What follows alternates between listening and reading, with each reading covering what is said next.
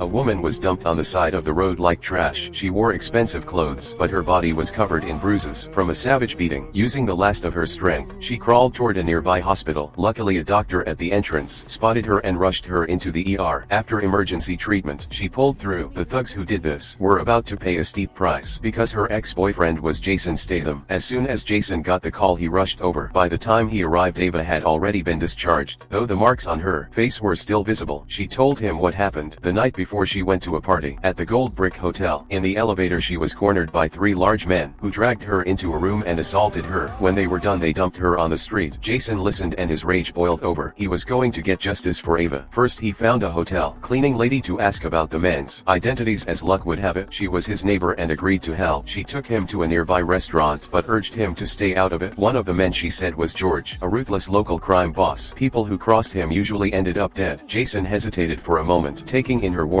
After leaving the restaurant, he decided to blow off some steam at the casino. There he ran into an old employer, and they sat down at a table together. Jason's luck was unreal. He hit every hand and even the dealer looked helpless. Before long, he was up 300,000. Riding the high, he went all in at a new table, but luck runs out fast. He lost everything he'd won plus his original stake. As the crowd cheered, Jason walked away. Defeated, he drove around aimlessly trying to cool down. Once he calmed down, he knew exactly what he needed to do to make them pay. Using the hotel room number Ava gave him, Jason knocked on the door and stated his business. Sure enough, George was there, but he didn't take Jason seriously. He pulled out a pistol and told him to leave, but Jason wasn't scared. He was a seasoned bodyguard. He'd seen far worse. As George ran at Jason, faked backing down, then suddenly turned and snapped one thug's leg with a brutal kick. Before the second guy could react, Jason slashed his forehead with a tire iron.